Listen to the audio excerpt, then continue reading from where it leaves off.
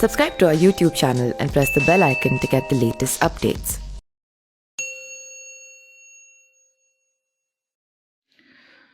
सियासत की जमीन में कई बड़े सुरमा हुए जिन्होंने अपना कद इतना बड़ा किया कि समूचा देश उन्हें जानने लगा। इन्हीं में से एक नाम है रघुराज प्रताप सिंह उर्फ राजा भैया का। 1993 से शुरू हुई राजा भैया की सियासत जनता से शुरू होती है और जीत लेकर ही दम मानती है। गढ़ की भदरी रियासत में 31 अक्टूबर 1967 में कुंवर रघुराज प्रताप सिंह को लोग राजा भैया के नाम से जानते हैं।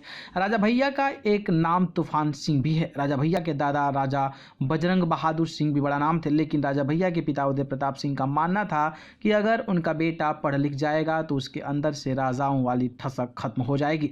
हालांकि राजा भैया की मां को मंजूर नहीं था और उन्होंने पति को बिना बताए राजा भैया का दाखिला इलाहाबाद के एक स्कूल में करा दिया। भदरी रियासत में आने वाले राजा भैया और उनके पिता राजघराने से ताल्लुक रखते हैं, लेकिन आज़ाद भारत में इन दोनों पर हत्या, धोखाधड़ी सहित कई अन्य मामले भी दर्ज हैं। पिता पुत्र दोनों का नाम हिस्ट्री सीटरों में आता है। साल 1993 में लॉ ग्रेजुएट राजा भैया पहली बार निर्दलीय विधानसभा चुनाव लड़ते हैं और भारी बहुमत से जीतते हैं। 1993 से शुरू हुआ जीत का यह सिलसिला अब तक कायम है।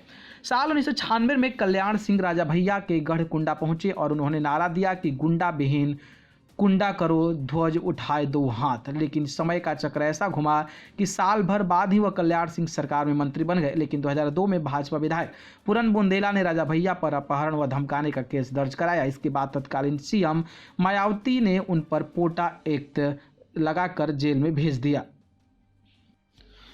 साल था 2003 और अब सूबे में सरकार मुलायम सिंह यादव की थी। इसी सरकार ने राजा भैया के ऊपर से पोटा संबंधी सभी आरोप हटा लिया, लेकिन सुप्रीम कोर्ट ने दखल देते हुए सरकार को पोटा हटाने से रोक दिया। साल 2004 में आखिरकार उन पर से पोटा हटा लिया गया और Z+ सुरक्षा देकर सरकार में मंत्री बना दिया गया। राजा भैया ने 2007 के चुनाव में फिर से निर्दलीय उम्मीदवार बनकर उतरे और भारी जीत दर्ज की। मायावती की सरकार 2007 में बनी और राजा भैया निशाने पर थे। बसपा उम्मीदवार को जान से मारने के आरोप में उन्हें अक्टूबर 2010 में गिरफ्तार कर लिया गया। वे करीब 26 महीने जेल में भी रहे। 2012 तक मायावती सरकार थी, लेकिन 2013 आते ही मानव ग्रहण लग गया। साल 2013 में कुंडा के बल्लीपुर गांव में एक विवाद सुलझाने पहुंचे तत्कालीन डीएसपी जियाउल हक को जान से मार दिया गया। आरोप था कि एकमात्र बाहुबली राजा भैया पर, और फिर उन्हें अखिलेश की कैबिनेट से इस्तीफा देना पड़ा था। बाद में मामले में सीबीआई ने क्लीन चिट दे दी तो फिर मंत्री बने, लेकिन बीते साल ही दिसंबर महीने में डीएसपी हत्या मामले में सीबीआई ने फाइल फिर से खोल दी है।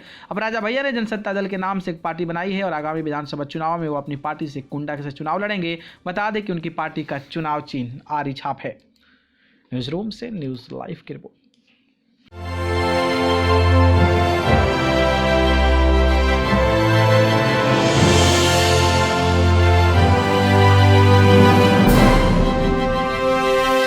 Subscribe to our YouTube channel and press the bell icon to get the latest updates.